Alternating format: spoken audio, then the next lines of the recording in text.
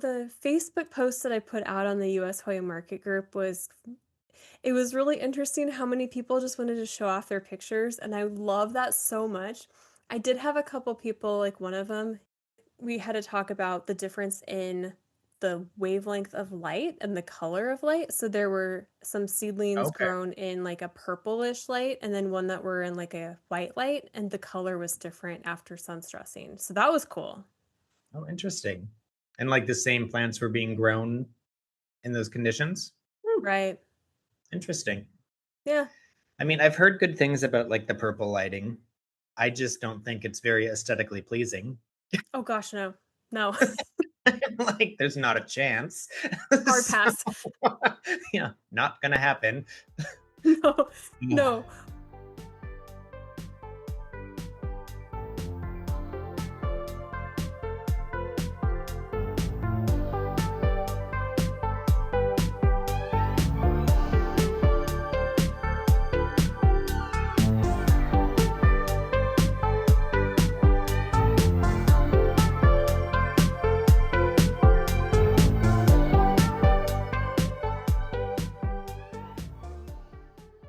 Welcome back, everyone, to episode 3 of the Hoya Underground.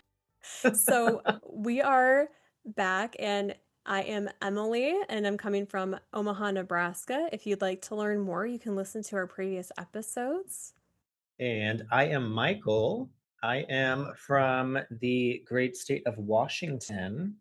And if you don't know where that is, it's where Twilight takes place. Woohoo! For all you Twihards out there, I live right there. Are you a vampire? Ooh. I would say I could kind of sparkle in the sun nowadays. Yeah. Okay. Yeah. All right, cool. And you did Yeah. pause an appropriate amount of time, so that was good. Had to really think for a second You really there. did. For a moment, I'm like, oh gosh.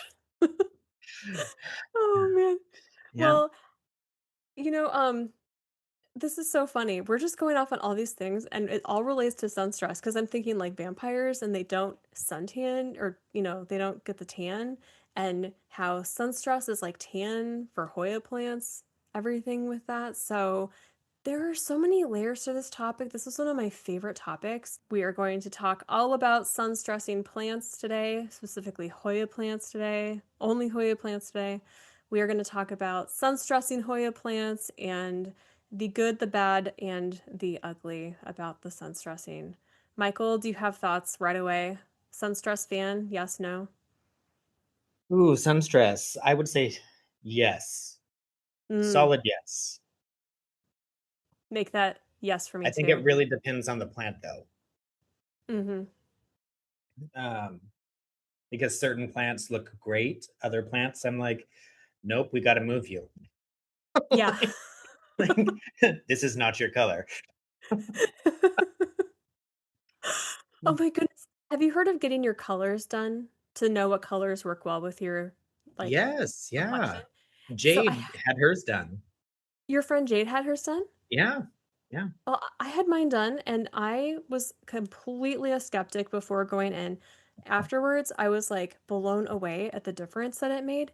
So what it is, basically it's like color theory with your complexion. And for people listening that may not know, this whole theory of wearing the right colors to match your complexion, your hair, your eyes, your skin tone, everything, it really does help to bring out a vibrance in your skin so that you don't Mhm. look as faded and dull. It's crazy, right? Yeah. So the thing kind of, without even really preparing for this, to talk about color, excuse me, to talk about colors and Hoyas, I think that it really does relate to it. It's almost like we're trying to figure out which ones will show their colors in a way like we get our colors done. I don't know. That may be too cheesy, I but mean, it totally makes sense to me. I mean, yeah, you've got to figure out how to dress them in order for them to shine their best, just like us. I love that. Oh, that's so cool. We're I'm an letting earth them. tones kind of guy. Are you?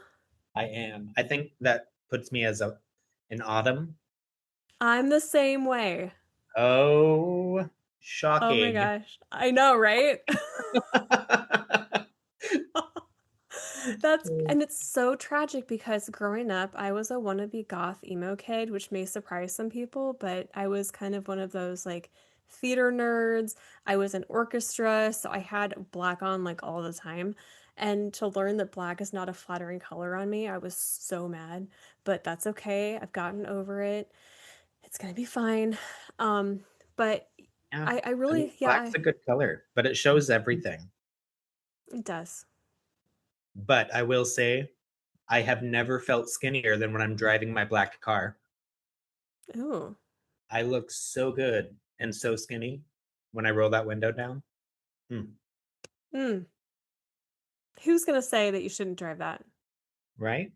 I'm like, Yeah. kind of want to trade it in, but who's got money for Exactly. But that? we do have money to sunstress our Hoyas. Yes, yes, we do. And speaking of that, can you I want to tweak the microphone because I'm hearing the feedback and I'm going to be annoying, Okay, but I don't want okay, to do like hours of post-production. okay. What do we want to do? Can we turn it down Down, and bring it closer to your mouth and see how that affects it? closer. Yeah, How far down do you want to go? that's Like a great. quarter? That's great. Oh, you can hear the feedback just Yeah. like Oh, that? I hear it again. I hear it again. Can you turn it down a little bit more? How's that? Well, let's talk for a How's second. Let's see. how's this? That's chef's This kiss. seems to be okay. Yes, thank you. I'm sorry. I hate Um, asking for things, so no, you're good. I just wanna. I'm gonna take a picture of this okay, sounds good. that I remember where it's at. Yeah, I'm not exaggerating when I say I memorized the decibels that that feedback sound is so that I could go through and manually delete it in the entire file. I mean, I believe it. And it and then there was a secondary one that was from me and I was like having to like do like all these different equalizer things and I'm like I do not have the qualifications for this. And now you're a wizard. I'm a wizard. I'm a wizard. I don't know why I just said it with a weird accent. Well, Um, let's talk about wizarding sunstress on Hoya plants. oh yeah, magic. Insert I don't know. Wizarding Like sounds. twinkle sounds, Exactly. like a Well, wizard sounds. exactly. What would that be? Well, for me, that would be the sound of my timer clicking off because I do that when I go into my Power of the Sun grow tent. I'll turn off the timer because I go in at like 1 in the morning when the grow tent light is off and I want it to be on, so I turn the timer off and then I forget it for a week. Oh, fun. So it's on that whole time? Yeah, no, it's on for full power for a whole week. And that is how I discovered that I'm really good at sun stressing Hoya plants. Total accident. Cool. Total I accident. love when that happens. Yes. I'm just right out the gate. I'm starting my story with an admission like in my bio, on District, I say that for fun, I will Mhm. keep my grow lights on for weeks on end. And I say hashtag polar day for weeks. It's like not even a joke, you know? Let's keep it going, Living guys. dangerously. Exactly. I mean, here's a cool story for you. So, we're going to talk So about some much. science. Okay, there's some Well, hair there. you look good. You look so good. Our hair's almost the same color and length. That's really funny. Twinning. Oh Okay, man. I'm Well, ready. I'm ready. I'm ready. So we talked to a couple people about sun stress, right? Just unofficial stuff, and I would say it's pretty divided in the Hoya community. Like people really love it or they hate it. Mhm. I feel that way. What do you feel about that? It doesn't seem like there's a whole lot of middle ground. It seems like there's Hmm. a lot of people that are either one way or the other. Yeah. Um, I personally really enjoy sun stress. Um, Mm, like sometimes I'll buy a plant specifically for that because I love how it looks when it gets all that light. But then a lot of the time, I don't get that same color that prompted me to purchase said plant. And I'm like, it's okay. I guess I'll just live with dark margins. That's cool. Oh, no. Well, we'll talk about that today. What what plant? Is there one that you wanna talk about right now? I Shame the plant? love a serene, super dark. I've got a Potsy Chiang Mai, Mhm. Mai, um, that I really loved when it's like a really dark burgundy color and it gets lime green veining. But mine Ooh. has never really gone full burgundy. It's like burgundy all around the outside and like lime green all through the center. So I'm like, okay, I guess something needs to change with that. But I also don't want to give it too much light because Mhm. I don't want to burn it. So there's a very, I guess, science to it, trying to figure out Yes. what needs to be done or what can be done. Maybe I'm watering too much. I don't think that's true because I don't water all that often. Okay. Check maybe mark. maybe I need to water more. Who's to say? Um, like Flavita, that's another one that looks really good. Super sun stressed, Uh-huh.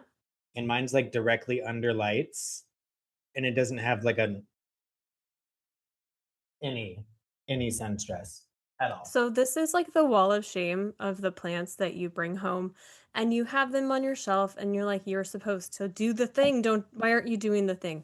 So these are the plants for you that are not doing the thing, right? Correct, 100%. And then And what others kind that of, I don't even try with, like yeah? I've always had an ugly tequila sunrise. Okay, Like, so we're going to diagnose today with you. I think we're going to take this podcast and we're going to diagnose. How does that ooh, sound? diagnosing with Dr. Emily. With Dr. O, I do have a doctorate. It's a different degree. But I am such a nerd. I have to hide my nerdy level from people sometimes. If I go out of the gate, I call it the fire hose approach, where it's like, do you want information? Do you want all the information? I have to be really Everything all at careful. once. Everything all at once, everywhere. Such a good Uh, movie.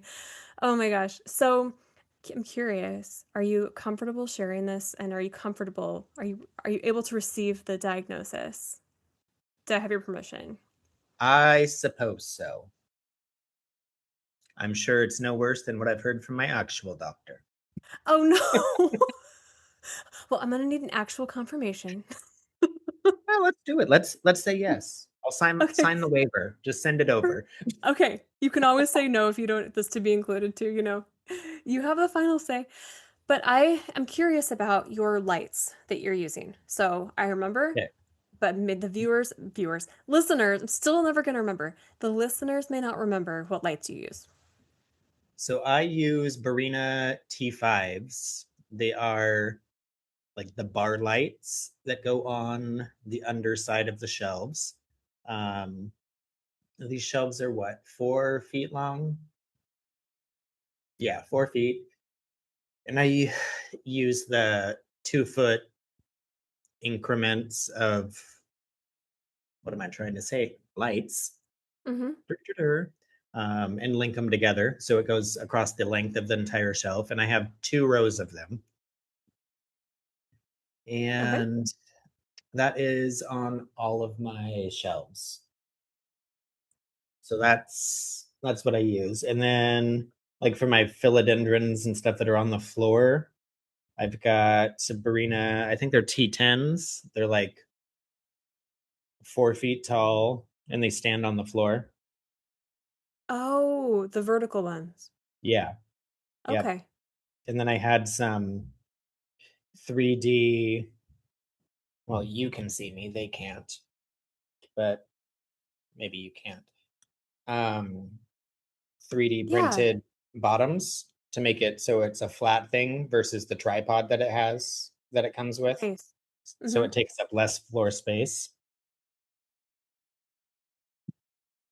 That's awesome. Um, but yeah, and then the same thing in the bathroom. I have the T10s in the bathroom too. So the ones that are trying to sun stress that you're trying to sun stress, those are under T5s. Yes. Yep. How far away are they from the T5s, would you say? Mm, I mean, each shelf is different in height. Um, three shelves are set up the same, and then one shelf is not. One shelf only has three, four shelves, and everything else has six. Um, I would say the Potsy is probably 6 inches, 8 inches maybe below the light. The Flavita's the same because it's on the same shelf. Um, and then the Tequila Sunrise is on the shelf below it, which is, Mhm. I think, the same distance. And that it might be between 5 and 6. Okay. Okay. So, all right. I've got some science for you today, and I'm excited to talk about it if you're up for it. Because I went full Yes, geek very here. much so. Yeah? Okay. Okay. Let's So science. let's science with some, well, we don't want to say the other, we don't want to get into another podcast here, but yes, let's science. Well, I'm going to just take a step back here and I'm going to tell you no plant was harmed in the research leading up to this. No plant was harmed. But what happened is we have this grow tent in our basement, the original grow tent, with what we call the Power of the Sun grow light panel. We used it for our gardening starts, and back a few years ago, this is a few years old, this grow tent and grow light are doing very well. It actually was purchased, the company leads the industry back then, it did at least, in cannabis production. And so it's a grow light panel for cannabis. And this is important when I did my research for this episode because I thought maybe I should look into the industry of cannabis. Maybe I should look into something with that because there clearly is a difference between this panel that I use and the other panel that I use in my other grow tent. I used to have a third. I got rid of that one. Instead, now I have just a shelf and a cabinet. So I just have two grow tents now. Just for all of you listening that may be following along with my story, my saga of grow tents. But the panel, the panel that I have, I call it the Power of the Sun. I will have a link for everyone who's interested. People always ask me for that link. I also have it in my Instagram, which is the rooted vine underscore. But it's a really cool panel because it has a perfect mixture of different light colors and ranges. So this is something that I have really looked into. There are different ranges of lights or wavelengths of light that the plants want. And what makes it so unique with this panel is that it gives them the right amount based on different parts of in the world of growing hemp. You want there to be a certain wavelength for the initial um, I'm trying to think of the words here. The first phase, when the seeds are starting to emerge. Oh my I goodness. was gonna say like the different stages. Yes, the different stages. Yes. Mhm. Germination. That was the word I was looking for. Germination, and then when it starts to have foliage, and then the blooming. So you want to have different like recipes for light, which is really cool to think about recipes for light. Um, Interesting. yeah, have you heard of this before? Yeah, I mean, especially with cannabis plants, but I never really put that into perspective with Hoyas. Right? But like as you've been saying, that my brain is kind of spinning. Maybe it's the wine, maybe it's not. Who's to say? And Um, but I'm like, that's a very fascinating thought that different stages of growth happen based on the lights. or Isn't the it? color of the Yeah. lights that are provided. So that could be something to research for sure. And I did, and I've got it for you right now. Ooh, spill, spill. Done. Spilling spilling. Initially, absolutely love researching. So if you are a science nerd, a couple of you reached out and said, "Yes, give us the science." And I love science, so we're going to have a very science-heavy episode. You're welcome to skip ahead. If you happen to listen to this on certain platforms, there are captions that are auto captioned. It's really become amazing how things are categorized and you can skip ahead. So feel free to do that. But for right now, we're going to go through a little bit of some science behind the wavelengths of light. So plants, they don't really care about like, oh my gosh, T5 or T8 or light panel or whatever. They don't care about like what that is. They don't even care about how much light we see. What some people call foot candles, like how much light we're perceiving, they don't care about that. They just care about how much they can absorb into their tissues, their cellular tissues. Interesting. So it's really cool. There are four key ranges. Okay, so there's four light colors that are important here. One is a blue light, and that's like the lower end of the range or the wavelength. Technically around 400 to 500 nanometers for you nerds out there. And that the blue light is for like that really dense growth and thicker leaves. So a lot of us out here may say, well, if I see a light that has blue in it, this is what this is going to create. Well, not necessarily, because the plant will see it differently than we see it. So I don't know if anyone out there has like an arrow garden with a panel, but if you look at the arrow garden light, I would definitely not look at it directly. But if you look at it turned off, you can see that there is mainly white light, and then there are a few red lights in there and a few blue lights in there. And that's to encourage all this range that I'm about to talk about here. So when it comes to different kinds of, let's say, Barina lights, we're going to use that as a primary example today. The blue light is one that's included in almost every single one of the white, the off-white, soft white, and then the purple, just maybe different amounts. So that's the lower end is the compact growth and thicker leaves. And then the red light, that's around 600 to 700 nanometers. That red light encourages the growth, right? Elongation, like getting really longer, and then also signals them to flower. So if I have a Hoya plant that I can see is pedunculing and not flowering, knowing this science, I may put it under a light that has more of that red in it. So I may move it to my tent with a panel that has more of that red light, knowing that that's going to provide it with what it needs. So yeah. And then we have like a far red a little bit, which is a little bit more than that, about 700 to 750 nanometers. That's where we get to more of that like stretching, where the plant will reach for the sky a little bit more. And then the green is the other range, which is the 500 to 600. So it's kind of in between blue and red. And that's where it will get like really deep into the leaves. This is one that I think is really underrated, but it's also super useful. So that's a lot of information. What does it mean? Basically, what we want to look at is the blue and the red exposure.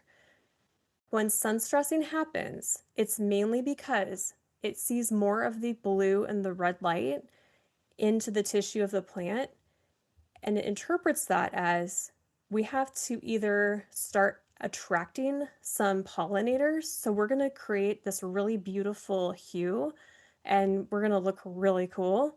Or it's maybe going to get too much of this where it's going to create this layer of almost like a sunscreen protection, like a literal shield.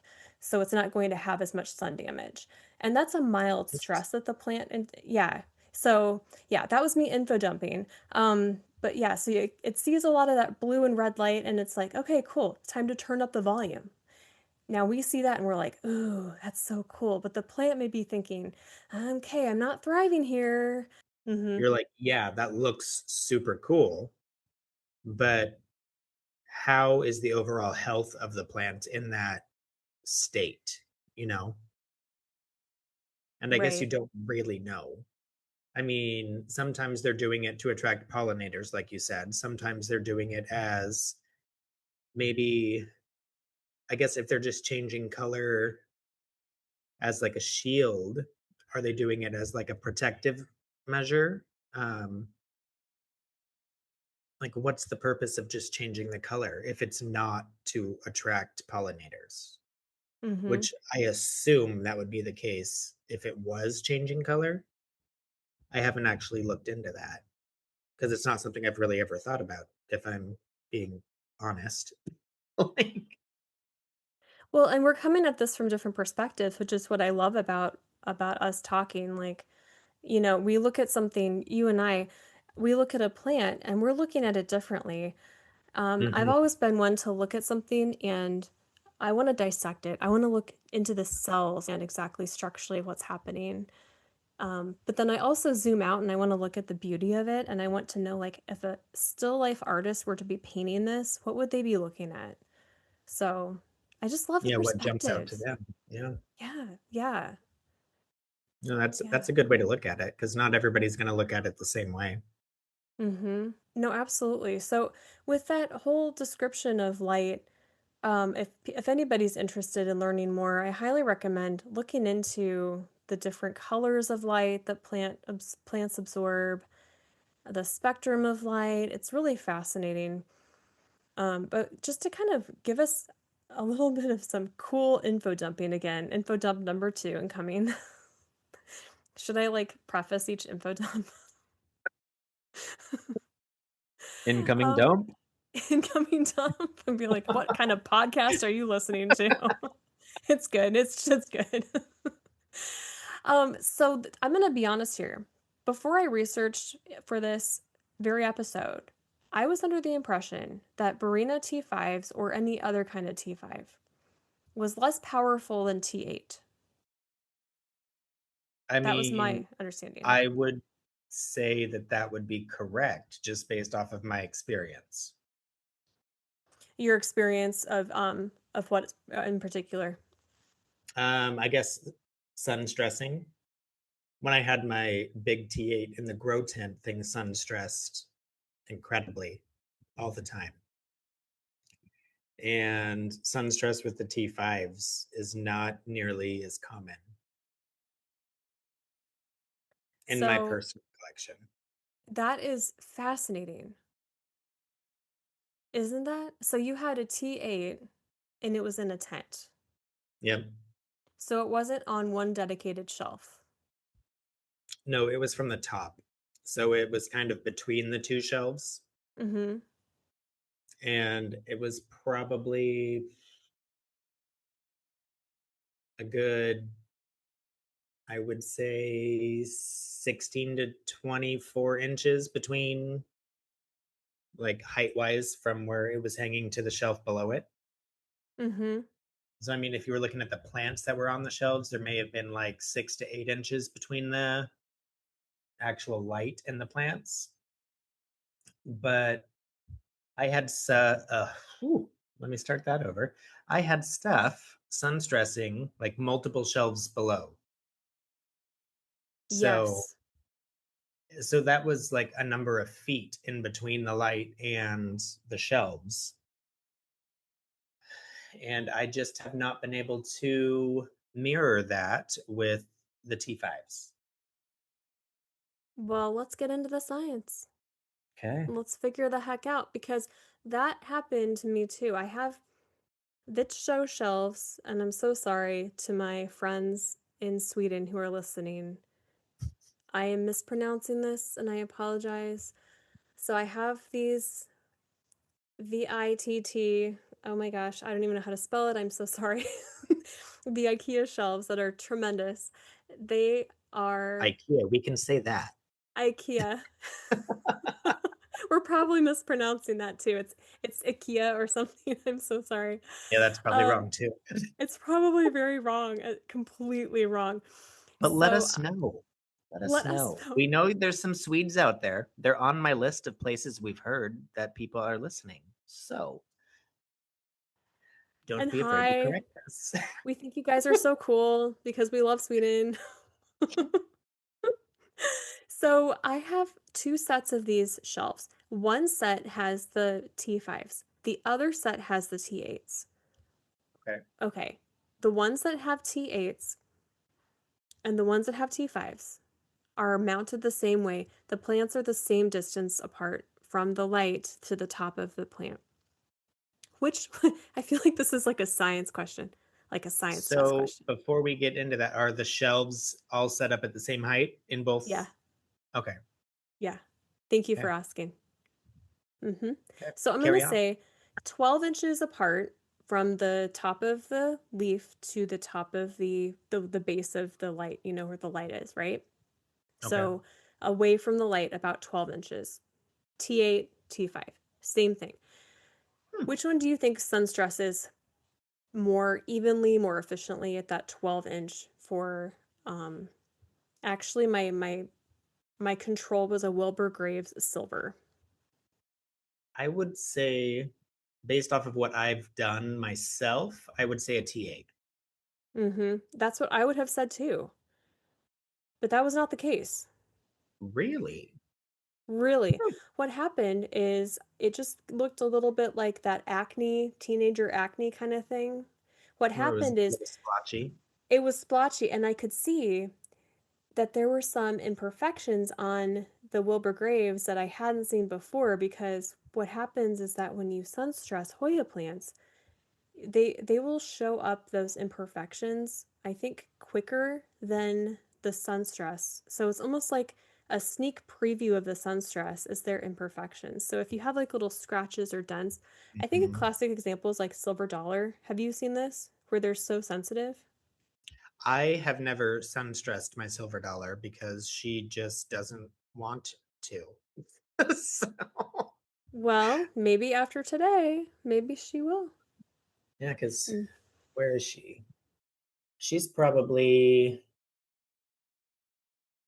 I would say, more than 12 inches between her leaves and the light. I have two silver dollars.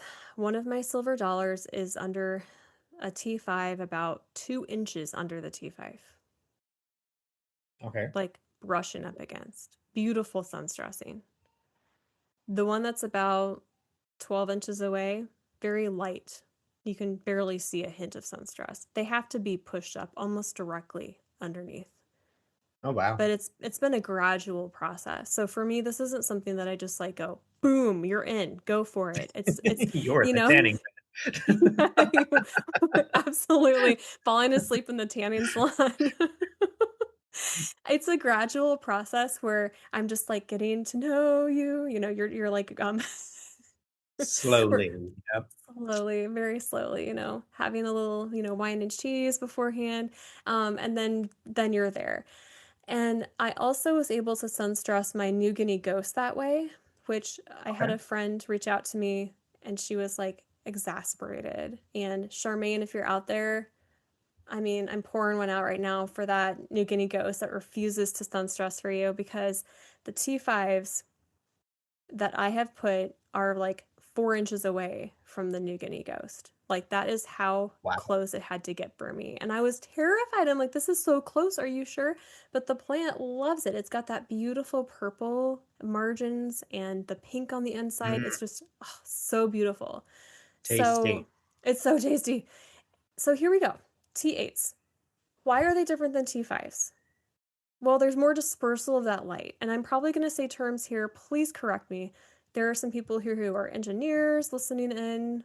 I'm just going to tell you from what I know and what I've researched. I'm going to use some terms that may be more like colloquially accepted than scientifically accepted here. But if you want to think about it, if you were to purchase a T8 light, there is going to be almost like a guard that you can slide onto either side that does not it's not offered for the T5s. Do you know what I'm talking about here, Michael? They're like aluminum slide guards that you can put on the sides of the light. I don't think so. So you 'Cause- have your light, yeah. Are you talking about like the bulb itself? right? Okay. And how they, package them is they'll have this kind of like a little ridge on either side of that light rod, so you can have, and they'll include these little like silver kind of slide-ons, so the light will go from just kind of going everywhere, scattered everywhere, to more concentrated. Oh, interesting. And that I think has been helpful to keep things more centralized. Where I'm going with this is that those are designed for spaces that are bigger. So, like your tent, perfect example, where that light is going kind of everywhere and it's going to be doing a lot of stuff here, right? It's going to be supporting like healthy green growth. It's going to be doing some sun stressing, but generally speaking, it's going to be offering more of a well rounded, kind of an all over light to those plants as opposed to very targeted, let's bring out those hues, if that makes sense. It's kind of like Mhm. a yeah, like an all-in-one, and it's a good one for maintenance, but not good for pushing color, Okay. if that I mean, makes that sense. makes sense. Yeah.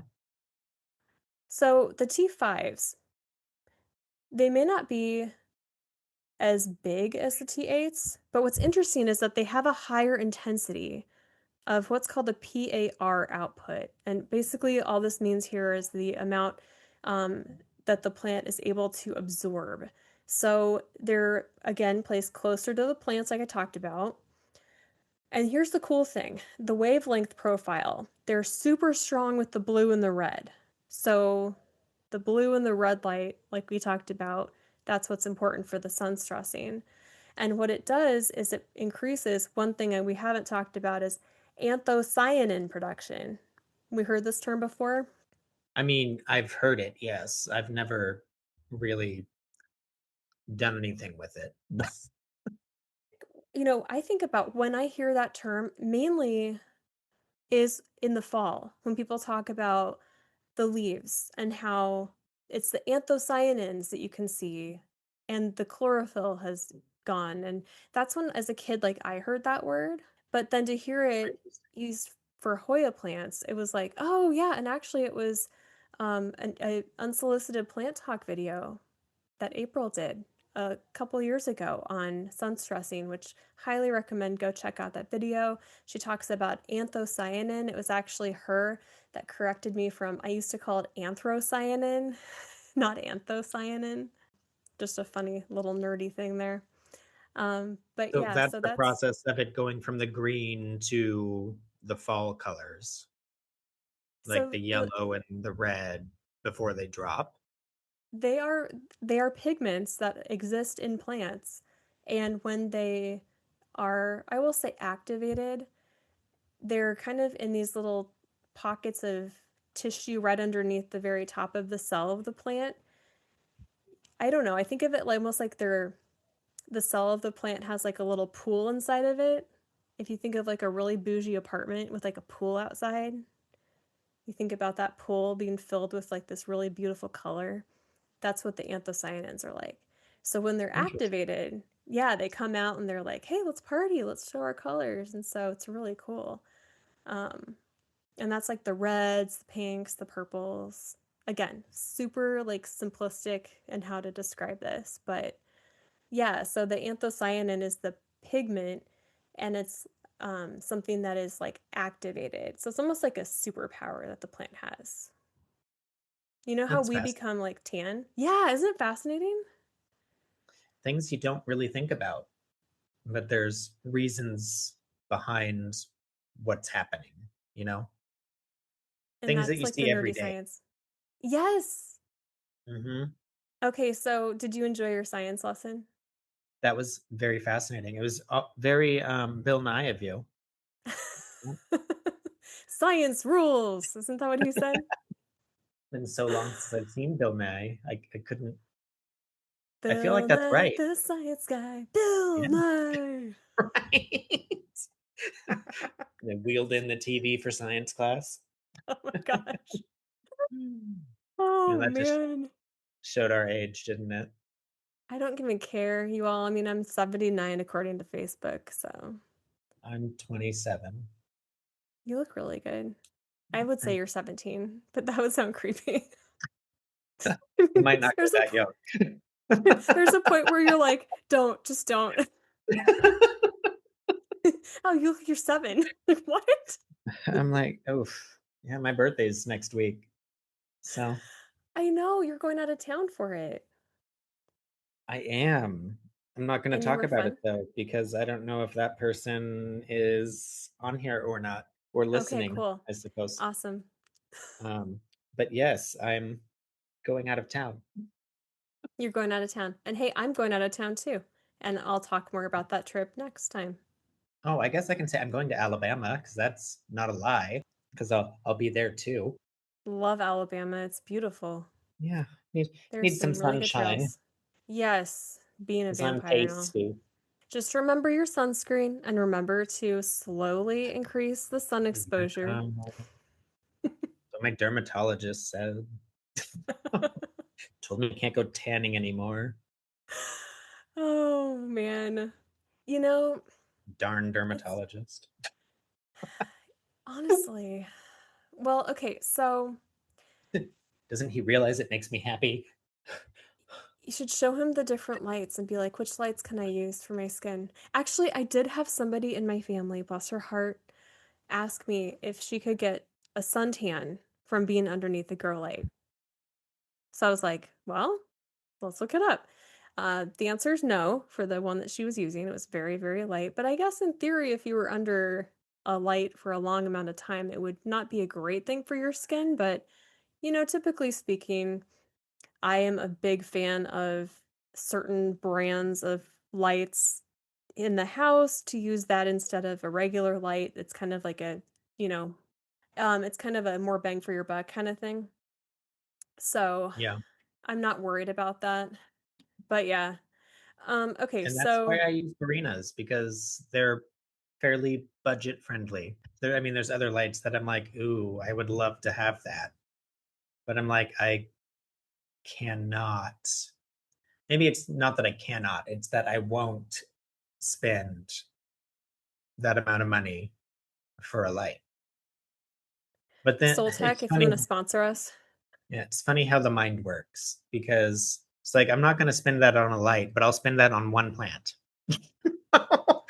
I know, I know. It's worth it then. It Like, it's so a matter of perspective and mhm. it's fine. It's totally fine, but I know I get what you're saying. And for me, I'm very sensitive to light and I have to have it a certain color or else I can't stand it. We were talking about purple and pink lights and some people swear Ugh, by them. Oh my gosh. no, thank you. I mean, back in my day, I did a couple raves. That was enough for that color light for me. Oh my gosh, yeah, yeah. No I think more. I don't even know that I've been to an actual rave. I did like a black light run one time, Uh-huh. and there was like a big dance party afterwards, and that was more than enough for me. Did you More like than enough. do the highlighters on your skin? No, there was a lot of glow sticks. We were all wearing like maybe was it a black light party? Colors that would really show up under black light. And I'm That sounds just like, like I'm fun. not a loud person. Like loud sounds. I'm so skittish. Like I always tell people I feel like in a past life I was in a war Mm. because like fireworks, not a Hmm. chance. Yeah. I'm not like a guns person. Nothing. Instantly I drop and hit the floor. Like, Yeah. um No, that's absolutely. so like I like to look at fireworks, but I don't want to have to hear them. But yeah, I startle easily. It's so Sometimes good my to know. coworkers do it on purpose just to get a little rise. No. No, I don't think that's fun. I'm gonna say no, but if you think it's okay, then ugh. It's not fun in the moment, but then I get over it. Why do they do that? Well, it's so weird because I think a switch happened for me. A switch happened in the 20s somewhere for me because I went from like going to concerts. I mean, I didn't go crazy at raves. It was mainly like, DJ playing, you'd like write on yourself with highlighter, there'd be music. I don't even know where we're going with this. Anyways, we're having a sidebar. And then and then suddenly it was like screeching halt, completely adverse to any of that. Like you could not pay me Mhm. to go to a concert right now. No. Like, I'm going to a concert in July. I don't even know how long, if I'm being honest with you. I couldn't tell you what my last concert was because it's been that long. But, like, in my 20s, I went to multiple concerts every year, you know? So same for you? Yeah, yeah, Wow. yeah. Got it out of And our I've system. thought about, like, what my last concert was so many times, and I honestly could not tell you. I But this can't next even one's tell you. Hilary Duff, and I'm stoked. Oh, I know. I am so excited for you. Oh man. I'm trying to think what my last concert was, like proper concert. 'Cause I mean, I'm a huge classical music nerd. Mhm. Anyways, I mean, yeah, it's crazy. But yeah, plants are, it's interesting, I think, too. Our personalities can play a big piece in if we like sunstress or not. And I love to have variety. I love switching things up. I love the colors. They make me so happy. And I swear, when you talk to your plants, they will talk back to you. They'll let you know if they're okay or not with the sun stress. Like, I'm gonna talk about my business partner, my mom. She will have a sun stressing tent where she also will do the thing where we forget to turn off the lights for weeks on end. And I Mm. posted a picture on my Instagram account of a very sun-stressed plant. She was just laughing with me one day. She's like, "Do you know why that one looks so good?" Like, why? She's like, "'Cause I don't remember the last time I turned off the lights." It's like, oh my gosh. So we then kind of had, a moment of looking at everything to make sure nothing had been charred, basically. But it's really funny how it's like, okay, if you're going to be watering things every single day in a grow tent, you probably forgot to turn the lights off because that shouldn't be happening. Uh-huh. And I mean, I will say when I first had my grow tent, I didn't have like the timers for anything or the smart plugs that turn off and on. So my grow light was on all the time, like 24 hours a day, because I never went in there and turned it off. So that might have been part of the reason why things were so nicely sun stressed too. That's a vital part of the equation. Hmm. Okay. But then it was so hot in there, so hot. It was like I was dying. But now I've got all these smart timers that things turn on at a certain time and they turn off at a certain time and they run for a certain amount of hours. How many hours do you run your lights? I was running them for 12, but I saw things kind of getting burn marks on them. So I dropped it down to 8. And I'm thinking I might drop it even lower just because we're starting to get more light during the day. Mm-hmm. So I don't know that the grow lights are completely necessary for that long. Um, I mean, sure, they help, but I feel like the natural light also helps slightly more because Mm-hmm. it's more of what they're used to, like in their natural environment. Not that I'm saying what I'm doing right now is not helping, um, but like all the light that they're getting now is not what they would actually encounter if they were in their natural environment, you know? Mm-hmm. Um, so I've been contemplating dropping them down to 6 hours, but maybe I'll do that once I get back in a few weeks. Let them carry on doing what they're doing. Yeah. And then we'll have a little longer daylight at that point in mid-April. So I think it's just a learning curve. It's something that It you're is. always realizing different things with too, and certain traits on your leaves that you're like, oh, is that burn? Is that a pest? Is because I mean, lighting makes a world of difference as far as the aesthetic of how the plant actually looks. Mhm. So you just get to be accustomed to seeing the different attributes of the leaves of things that are brought out due to the light, and that may or may not resemble pest damage. A lot of the time, I feel like it's not. Um, and now that I'm thinking about it, some of the things that I thought were light damage may not have been, Mhm. um, due to an incident that was brought to my attention today. So, We are like, very transparent here, and we love talking about sticky topics like pests, so yeah, it like and it's okay. it was brought to my attention today that I had sent out something to a friend and there were broad mites on them. And I'm Insert horror like, movie noises. yeah, I'm just like, I'm mortified because that's not something that I want at all. Like, I mean, Yeah. who wants that, you know? Um, No. and it was all, they were cuttings. So, and a lot of them were plants that aren't directly under highlights. Well, maybe not a lot of them, like half of them, maybe. Um,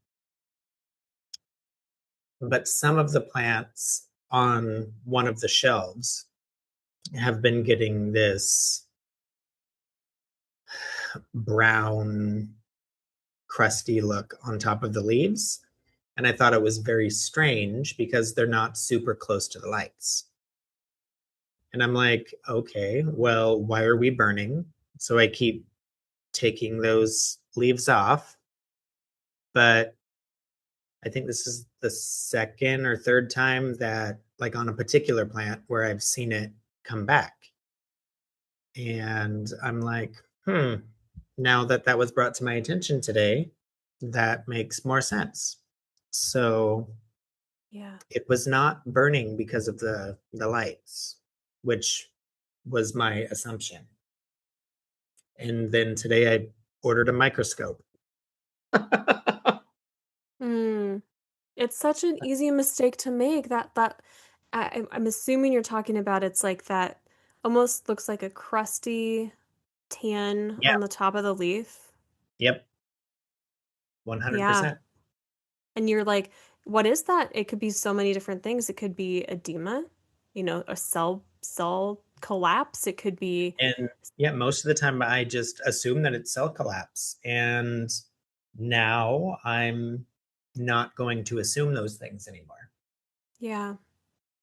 Well, and S- knowing you, gentle reminder to not be harsh on yourself. It's Yeah, I need mites. that. They're stupid. And they're everywhere. And you know what? Literally, right now in my collection, there are pests, I guarantee you. But it's like, you know what? We manage them the best we can. And we have such wonderful relationships with the people that we share plants with where we are like, you know what? If you Mhm. see a pest, tell me. Tell me. I want to know. It's Oh, so important to 100%. disclose. Yes. Yeah. And So, like and it says, honesty is the best policy. So, like, I sent out messages to everybody that has received plants from me in the last, I think, 2 weeks. And I'm like, hey, FYI, this is what's going on. It was brought to my attention today. Not a single person had anything bad to say. I was just gonna say, I bet nobody said anything bad. Nope. They're like, Mm-mm. okay, I'll make sure to treat them extra good. And I'm like, perfect. Yep. So, And you have more loyal friends and customers because you're disclosing. yeah. But I will say I'm not selling anytime soon right now. Yeah, I understand. I understand.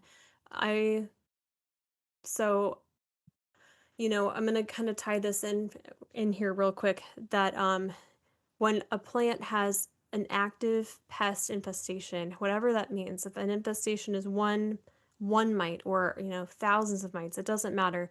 That plant is gonna be stressed to some degree.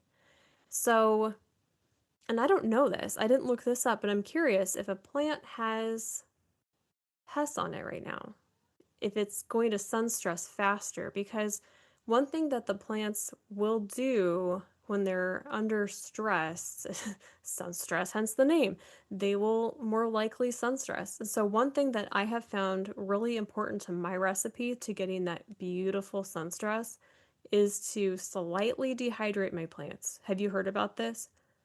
Yeah, yeah. If you're like prolonging that watering, stretching it out a little longer, a lot of people say that that promotes more sun stress or easier sun stress. Mm-hmm. It does. Yeah. So I'll like let my substrate go like almost 90% dry before watering it, where it's Okay. like I can like take a paper towel to the bottom of my self-watering pot where the wick is and see a little bit of moisture, but it's not like soaking wet, if that makes sense. Yeah.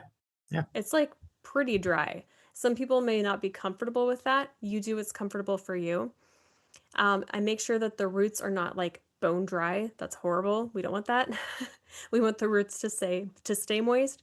But I let that get about 80 to 90% dry, and then I will make sure that the plants are rotated so that they're not like consistently just looking at the same spot. And that gets a really nice, even look to my plants. So I'm going to mention one of my stars of the show, which if you don't see it Sunstressed, you're gonna probably pass it up and be like, meh, whatever. Any guesses? Any guesses as to what this one there's is? there's a few plants of that variety. I'm just doing a quick scan around the room real quick. I feel like it's a game show. I mean, yeah, Ganungadin. there's Ganungading is, yeah, that definitely is underwhelming, but not quite the one I was thinking of. The one I'm thinking of is has larger leaves. It's a Filipino Hoya.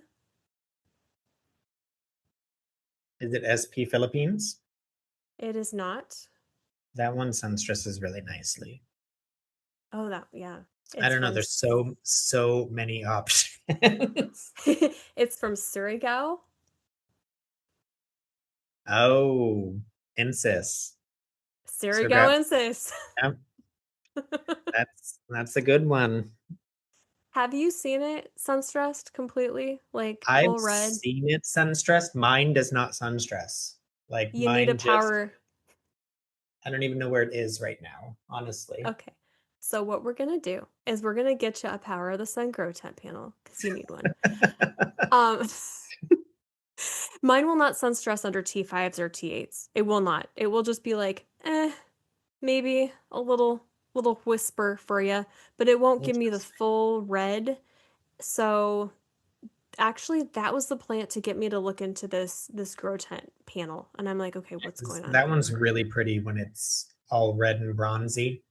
Ugh, Mm, so beautiful. So we're going to talk about this grow light panel for a second. So one term that a lot of our friends out there who are familiar with, like we talked about PPFD kind of casually, we're going to kind of get into that for a second. PPFD, photosynthetic photon flux density.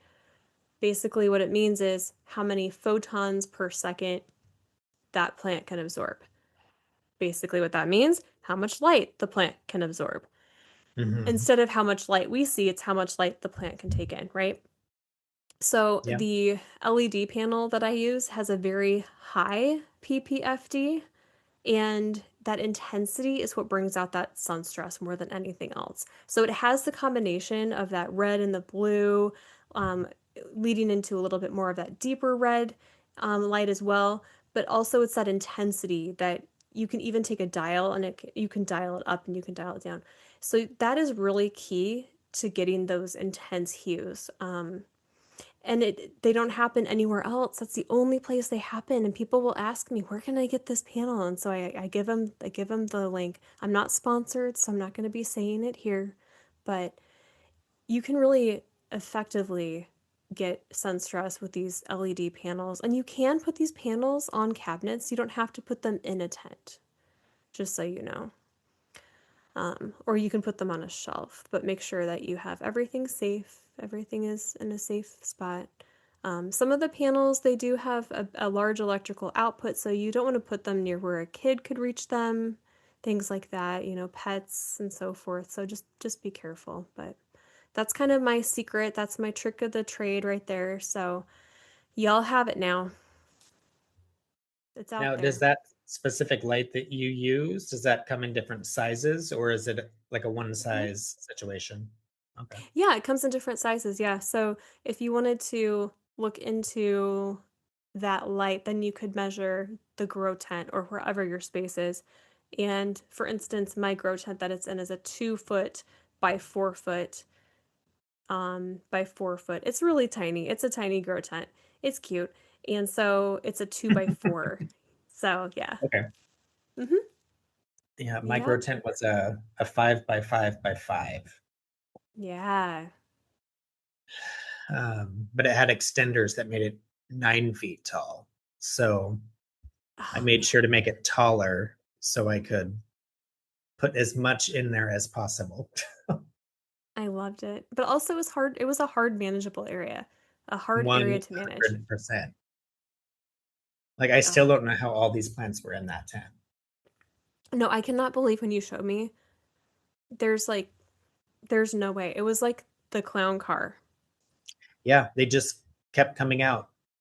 Mhm. Yeah. I'm like, there's no more floor space. I still have a shelf and a half to go. Yeah. Uh, Oh man. Well, so for folks who want to really like up their level of sun stress, really like, you know, you want to lock it in, you want to understand, I would definitely choose a plant that's a little bit less expensive, but also prone to sun stressing. Like I mentioned, silver dollar can sun stress. I don't know if mhm. it's easy to sun stress though.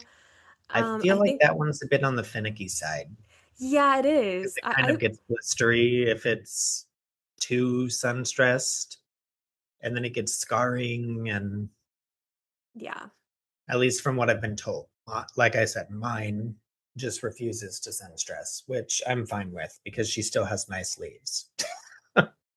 that's what matters. That's what matters. Yeah, She's got something. yeah, she's doing her job. She is. Well, I think Ganunga Ding would be my favorite beginner Hoya right now, which is crazy to think a few years ago it was like almost a unicorn. Oh But my gosh, right? yeah, That's a man. whole other ballpark. Yes. Seriously. But I think that would be a great one to start with. It's such an easy it's definitely sun stress for me under T5s. I don't know about T8s. I haven't tried it under T8s. Has it Yeah, sun stressed for you under T5s? yeah, it's one of the few that does. Like a lot of my leaves are that bronzy orange color, Mm-hmm. and then like the parts that are covered up by the leaves above it, the stuff around it, so it's got like a leaf tan. Yeah, So like the edges are all the orange and red, and then the rest of the leaf is green. I love the leaf tan. That is so cool. Yeah, I would say that's probably one of the easiest ones to sun stress. So highly recommend starting with that and maybe like take a look at your light that you're using. I would start about maybe 14 inches away from the grow light. If you're on a shelf, you know, go to the bottom of the shelf wherever it is and then work your way up until you can get that amount of pigment that you want, but also paying attention to the watering so that it's not okay, here's the deal. This is going to sound terrible, but if a plant is perfectly happy and well fed with a good amount of fertilizer or nutrient blend or plant food, all of this stuff, and it's well watered, it's not gonna sunstress as easily because it doesn't really have a reason to. because So it's you want getting it, everything that it needs, yeah, or yeah. wants. So it sounds kind of like, and I've had some people who will say, "Man, I just feel so mean sunstressing these plants." I understand. My heart goes out to you, and I love that you love your plants, that you don't want them to have the sun stress. For me, it's like they have this cool, almost like a feature you unlock in like a game. So I'm gonna go for that, but I'm not gonna overdo it. So It's like leveling up. you level up. Yeah, yeah. You you figured out the magic trick. You did. Oh man, it's really beautiful too, like for my kids, because I'm trying to encourage them to explore what they really enjoy in life. I don't want to push my hobby onto them. And for Mhm. me to see like my middle child, she was 4 at the time, look at a Hushkaliana intervariegated that had turned bright pink. And she just stared at that. She was just like, "That's the most beautiful plant I've ever seen." That just melted my heart. It's like, how can you not love that? So Yeah, and cool. it's amazing how certain plants under brighter light, you'll see, for example, like an outer variegated carnosa, like Flamingo Dream, Purple Pride, Crimson Princess, expired trademark. Um, you get that like vibrant pink color on the like emergent leaves, and I feel like it lasts so much longer under the highlight before it fades. Yeah, it's just astounding. Kind of like Madara. Madara is Mm-hmm. the same. I always love the new baby leaves when that one's directly under the light because they're like the leaf itself is pink and splotchy with all the different like mottled tones. It looks like watercolor painted. Oof, Oh, it's so pretty. We have yeah, good taste. We have we expensive do. taste. Dang it. That too. Yeah. It's unfortunate. Oh my gosh, it's so bad. I was doing my taxes. Shout out for all of everybody there out there who owes taxes and does taxes. Oh, Um, yep, Solidarity. that's coming up soon. Yeah, I and mean, I I've done mine. I just haven't hit the submit button. So I'll have to do that before I leave and actually finish it, yeah, that's hard to do that final step. right? Mm-hmm. So that I'm like, oh, I don't like that at all. Yeah, it's icky. Yeah. But, some people were talking the other day. They're like, "I don't really want to know what I spend on plants." And I'm like, "Well, actually, I kind of do. I have this thing that I do. I'm going to share with you all. All right, another inside secret here, the Hoya Underground. I will take I keep really detailed records of all my plants. And I have this inside joke with my plants. I do. I have an inside joke with my plants where I'm like, "Have you earned your keep yet?" So if I have been able to sell off some of their offspring, right, which sounds horrible, but I sell some of the leaves that they grow, and if that has basically paid off the plant, we're good to go. There are some that I'm eyeballing, and I'm like, "You were a unicorn, and now your entire, like, if I were to sell all of you, it would be an eighth of what I paid for you." So it's really interesting to look at, okay, what I paid for the plants versus what I've made. It's fascinating to me to look at, and how like plants will depreciate over time, the unicorns and everything. I Yeah. think there's like one out there. I swear, if it was brand new, people would be going crazy for it. And it's the Pubicalix Pink Silver Ghost. Mm, such a pretty one. Love it. And it's so easy. So easy. Great one. Like, I just took a prop of mine because somebody wanted some.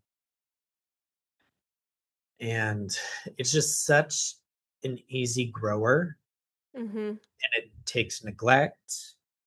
It's one that will sun stress to kind of that pinky lavender color under the lights. Um, the silver ones, I feel like really bring out the best pink tones. Um, Yeah. yeah, because I mean, there's different kinds of sunstress too. Because there's some that will just like the splash of the leaves only changes. There's some that get like the margins that change. There's some where the entire leaf is a different color. Yeah, it's so interesting because you never really know how a plant is going to react or what's going to No. come out of it. No, it's amazing. There were some people on the US Hoya Market Facebook group when I asked, just today, I asked if they had any thoughts on sunstressing.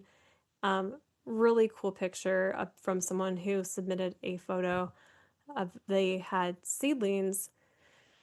One of the seedlings was grown under like the purplish lights, and the other one was grown under like the white lights. Same conditions and everything, and the colors of the sunstress, it was a lot different between the two. It was really cool. So I love to see that.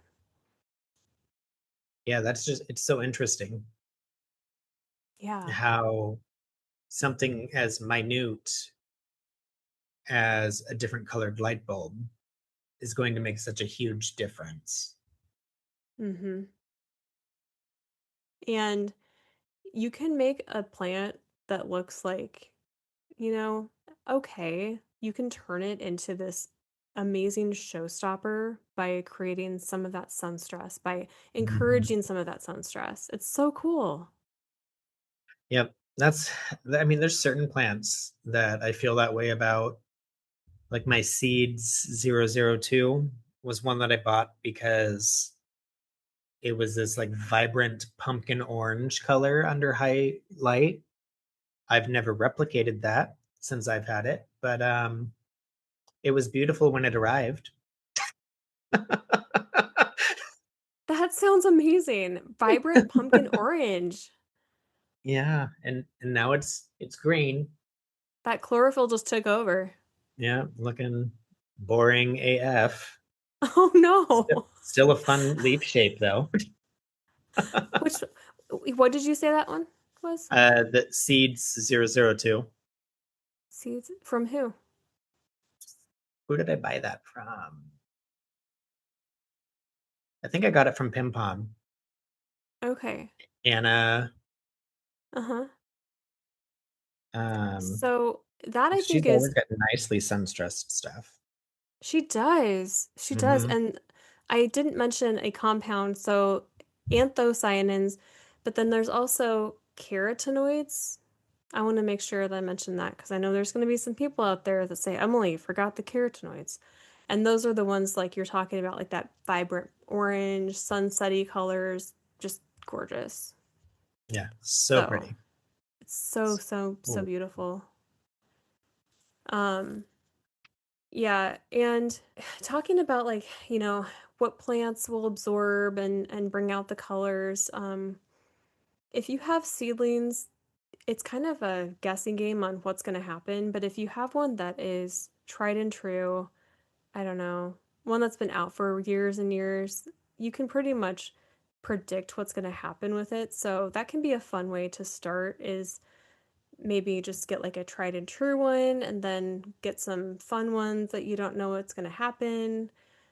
Um, because there are a few plants out there, like I did not expect microdwarf to sunstress. For some reason, I never heard of it sunstressing years ago when I got it for the first time. Oh, it looks so pretty under highlight. It turns like that burgundy color.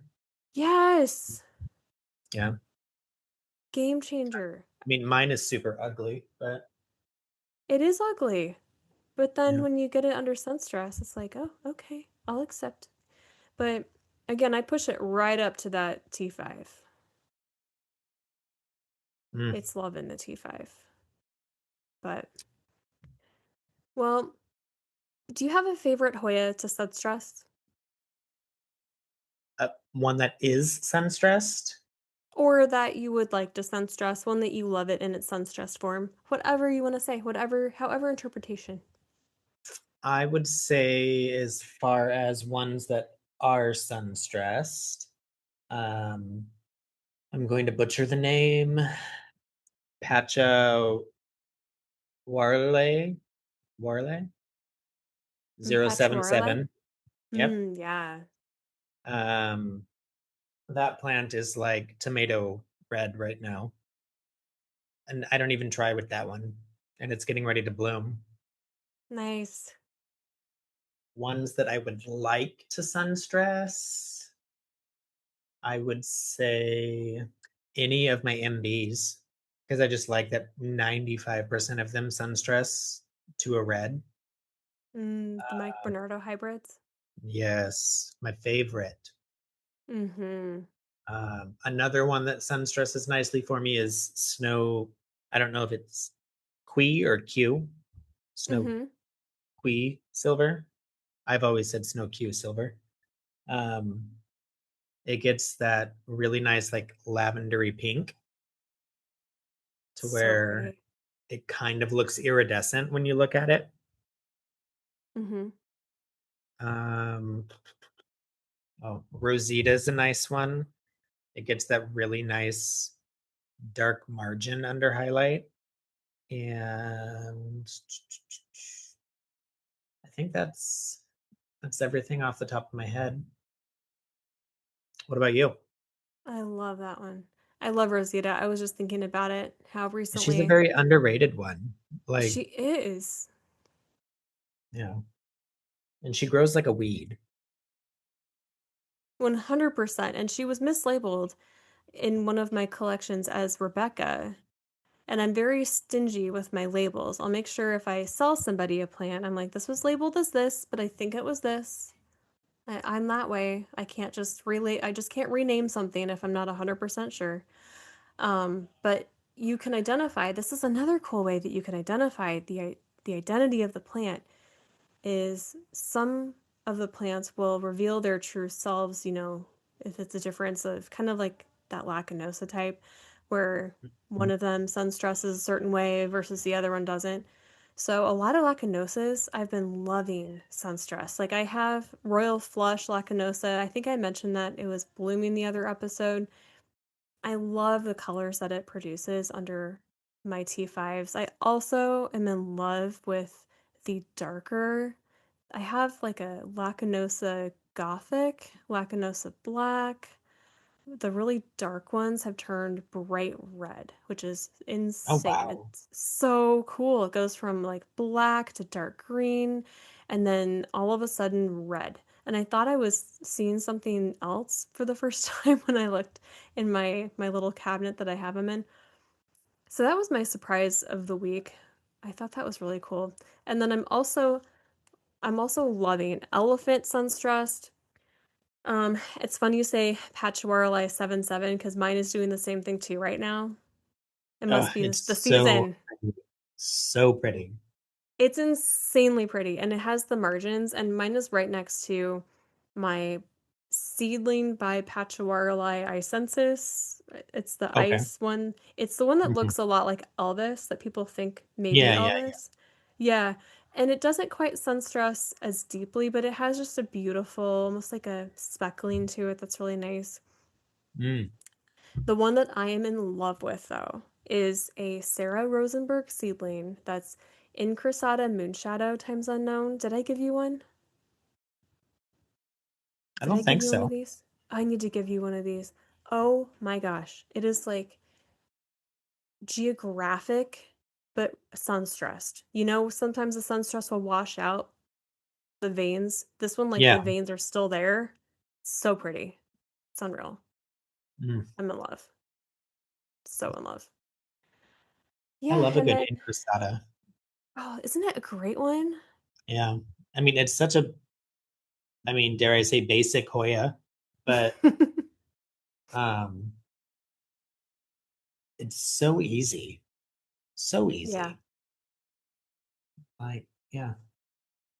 And it's And a I good feel one like in a all of the cross. varieties. Mm-hmm. Oh yeah, in a cross, even whew, like Morticia. Do you have Yes. Morticia? I don't, Ugh, but I want Morticia. the margins that one gets, Mm. stunning. It's like such thick eyeliner. I love the eyeliner. Yeah. I mean, there's certain plants where I love the eyeliner more than I love the fact that it changes color, just Yeah. because they're two different prominent things. Like it's drastic from the perspective of the plant going from green to say red, but then Mhm. it's also drastic having the entire outside of the leaf be black and the rest of the leaf is green. You're just like, "How did that happen?" Yeah, it's so wild. So wild. Oh, man, and for me, I'm thinking maybe that's, like, the plant trying to form a target so that the pollinator can see where the flowers are? I don't know. Oh, interesting. That's that brain of mine trying to Kind of figure like things a out. a bullseye. Yeah. Huh. I don't know. Maybe. Interesting. See, things you never really think about until it's like presented to you. Yes, if Hmm. you're a botanist, please confirm. Just Oh, well, I think, there are so many beautiful sunstress hoyas out there. Also, if you do sunstress them, as I've learned from several of my grower friends, that can stall growth. It can make the growth not as, you know, not as large. It can compact it. Like for instance, I have the beautiful gray fairy Hoya, which is so nice and a very easy one to grow. It's some people did refer to it as silver Matilde gray fairy, but it's been named gray fairy. So I learned that you want to have that one in more of the ambient light as opposed to directly underneath the grow lights because that will let the leaves stay larger. If you have it under the lights, it'll get smaller. And I tried that Oh. and it did it. It was so cool. I felt like I was performing a magic trick with plants. So yeah, that was really fun. It's like, oh, so my strand is like small and then big. Oh, that's funny. Yeah. Yeah, because that's So something you don't really think about either, is how the light affects the leaf size when growing and all that. yeah. Yeah. I did So, not really cool to know. I mean, I do feel like a lot of my Carnosa types, when they're in lower light, they get much larger leaves. Mm-hmm. Um, but I didn't really put that into like an across the board situation. So it would be interesting to see certain plants that I've got maybe in lower light just to see if that really changes the look of the plant. Yeah. You never know. Yeah. It's all about trying things out. It is, it is. Well, things to look out for if you're sun stressing a plant and you start to see that it looks like super washed out, super bleached almost, that's the sign that you've gone too far. Too So you far. want to back it off. We talked about that last time. Like, you can go too far. What else would you say is a sign that you've gone too far? Mm, I mean, obviously, if you're getting burning on the leaves, Mm-hmm. um, potentially, I mean, you might not notice it right away. Things like dry rot could potentially happen due to attempting to sun stress, um, because you're letting it dry out longer. And then your plant just gets to a point where it doesn't really bounce back. Um, I think those are two of the big ones that come to mind. Mm-hmm. Yeah, and I also would add to that too, like if you see that your growth is stalling, then the plant is putting all its energy into just surviving. There you go. Yeah. Would you agree? Oh, I would say that that is very likely. I mean, Yeah, and if that it's not the entire case, maybe there's pests involved that are not allowing it to continue growth at that point. So, I mean, there's definitely things to look at if that's something that you're noticing.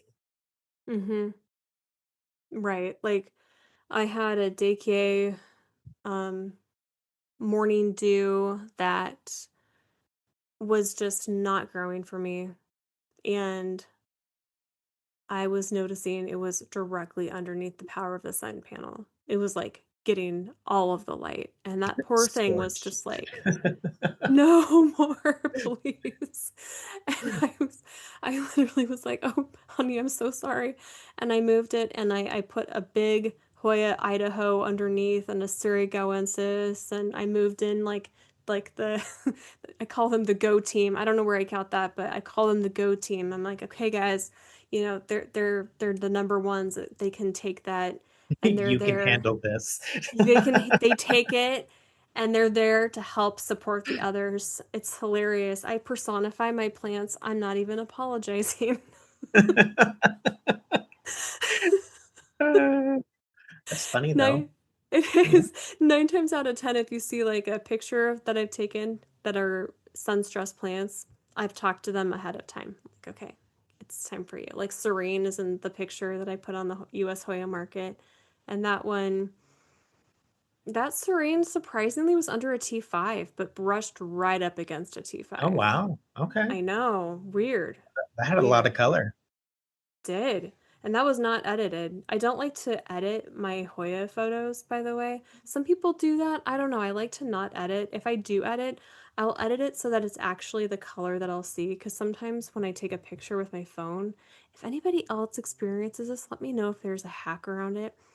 But it will filter out a lot of the blues, and so my plants will come out looking more yellow than they really are. So I'll have to like add in Hmm. more blue value. Do you know what I mean? Yeah. Yeah. Yeah. But I don't like filter my Hoya plants. I don't know. Yeah. I'm like, because 9 times out of 10, what I'm physically looking at, I'm like, I know what I'm looking at and I know how pretty it is. But when I share things like that, other people think that's what it's going to look like, Mm-hmm. which isn't necessarily the case. I mean, there's just some battles you can't win. There is. Just you gotta pick and choose.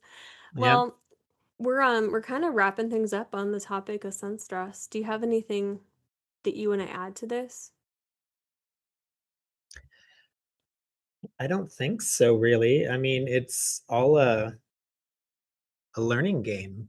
So if it's something that you're wanting to attempt, I say go for it. If your curiosity is piqued, might as well try it out. It might not be something that you want to continue to pursue because you like the plant better when you originally got it. And I don't think Mm-hmm. there's anything right or wrong if you like them one way or the other. Like it's personal preference. So you do you. You do you. Don't let anyone influence you, including us, with sun stressing. And if you're growing all your plants outside, I just realized I haven't even mentioned anything about natural light. A whole different experience because you have the sun, which has literally everything. Yeah. So that's just, it's really cool using a shade cloth versus gradually exposing Hoya plants to direct sunlight. It's like we talked about leveling up, increasing your knowledge of Hoya plants one by one. And if you don't like the whole sun stressing, then hopefully you learned something about how plants absorb light and Yeah. how that maybe would affect the growth for you. And if you want to change up your lights, know that there are many options. We just mentioned Barina because that's what we use, but there are many different other options out there. So, yeah, Yes. Many enjoy. options. Yeah. You can do lots of research. You don't have to buy something just because that's what everybody uses. Um, and you've got to find what works best for you, depending on what Mhm. you're wanting to do or wanting to get out of the process. Yeah, and not every plant is gonna want a sun stress too. I wanna make sure that I mention that. So some of the Yep. thinner leaf Hoya plants, they may not. I mean, this isn't necessarily a one size rule fits all, but some of them just aren't designed to sun stress. So don't feel bad if you're really trying to get an acotata to sun stress. It's not working for you. I may just Yep. not They're want just to. designed to get crispy. Yes, it's just gonna crisp up. Make kale chips instead. Don't do that with your Hoya plants. Get some olive oil, kale chips. So good.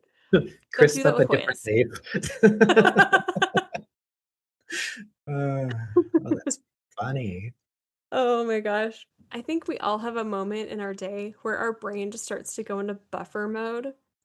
If you ever get to that point and you have the freedom and time and ability to go to your Hoyas, if you have Hoyas that are sun stressing, there's something about them that's just like a mental reset, if in a way, where you just look at those colors. I swear, it's something to do with that pigment.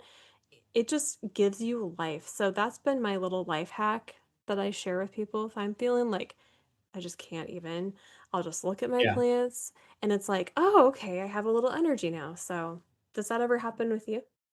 I would say yes. It brings like a sense of calm, kind of reset. I actually saw something today that it's been scientifically proven. Don't quote me on this because I did not actually look it up after I read it. But that gardening is one of the top things that produces or not produces, decreases your stress and anxiety, Mm-hmm. whether it's outdoor or indoor. um, and I mean, it makes sense because I feel like I notice that I'm not as stressed when I'm doing certain things in regards to my plants. But then at the same time, there's certain aspects of the plants that stress me out more, you know? So I think you just have to know your limit in the moment. That's right. That's right. Well, I'm trying to think about if there's anything that we haven't answered, and there's going to be a couple of moments where we don't answer questions during the episode. So check the Instagram account, the Hoya Underground, for anything related to unanswered questions. I want to make sure that that is out there. Michael, has there been any questions that we haven't answered from the Instagram account off of your head? Let me just scroll back through real quick. I think everything we have hit. All Yeah, right. yeah. Fantastic. We've we've hit them all. Well, So would you like yeah, go us. hey, doing the things. So, Yeah. would you like to start us off with gratitude or end us off with gratitude? Yes. So on our way out, three things that I am grateful for today or in this moment, or however you interpret it. Um, Number one today is having people that feel like they can be honest with you because that is very important in this community. Somebody not being afraid to be like, hey, I noticed this on plants. Thank you so much. Like that, even if you don't want to mention it, nobody wants to get that feedback. Like that's just not something that anybody wants. And I'm not one to deny that. I will take accountability. So thank you. Secondly, I am thankful for getting some time off. Like, I need it. Hmm. I don't think I've had time off since February of last year. So I'm ready. And lastly, I think going to the chiropractor this afternoon because he just kind of reset everything, put things back where they needed to go, and my body feels good. Yeah. How Awesome. about you? I was just listening to you and I'm like, "Oh, I didn't even think about what I'm grateful for. Shoot." Um, well, I'm gonna just say I'm grateful right now in this room that I'm in. I'm in my new plant space where I have a great Mills bow set up with beautiful plants from our dear friend, and I'm just so excited to set that up even more, make it homier, settle them in. I'm so grateful that we didn't lose power because it has been so windy and we have above ground power lines. So I've been a little bit nervous about that. I don't even know if I told you about that. Oh, no, I don't think so. Yeah, I didn't want to breathe it into reality, so I just didn't say anything. Um and yeah, I'm grateful to have this time together to chat and to just enjoy talking about Hoyas. It's just wonderful. So thank you so much for being here. Thank you. It's always a hoot. It really is. It's such a joy to just chat naturally, and thank you all everyone for listening and being here with us. Have loved listening and reading all of your comments. So keep them coming. All feedback is welcome. We are so grateful for you all. And with that, the next episode, the sneak preview for the next episode is I am buying time to look The for it. anatomy of a scam. Thank you. The next episode for a sneak preview is the Yes. anatomy of a. Yeah. Scam. Scam, scam, scam. I didn't want to interrupt you, so that was that was a very appropriately awkward title for an awkward topic. Yeah. It's funny because I was at work today and I'm like, oh, I need to print that out because I can never find the email. So I'm like, oh, I'm going to print it out. So I printed it out and it's sitting right here. Smart. Thank you. I was like, oh crud, oh crud. So we're going to record that one after vacation and we'll have this one out and then we'll have a little bonus one as well at some point in time, just a little short taster for you all. So with that being said, thank you so much for being here. I am Emily. And I am Michael. And if you have any questions, concerns, ideas, sponsorships, anything of the sort, you can reach out to us on our Instagram at the Hoya Underground, or you can send us an email at thehoyaunderground@gmail.com. And then, yeah, you can listen to this podcast wherever you listen to podcasts. And we are on YouTube as well. So you can listen there if you don't want to download any extra apps. So thank you so much. And we will see you in the tunnels.